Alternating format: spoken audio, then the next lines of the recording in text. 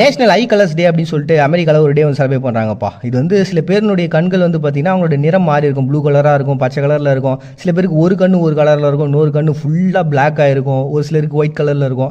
இப்படி ஏகப்பட்ட நிறங்கள்லாம் இருக்குது. இது என்னன்னா அந்த காலத்துலேருந்தே இப்படி இப்போ இருக்கக்கூடியவங்க மேலான ஒரு பார்வைன்றது வேற ஒன்றா இருந்திருக்கான். ஏன்னா வேர்ல்டு வைடில் பார்த்தீங்கன்னா வெறும் 2% தான் இப்படி மக்கள் இருக்கிறாங்க.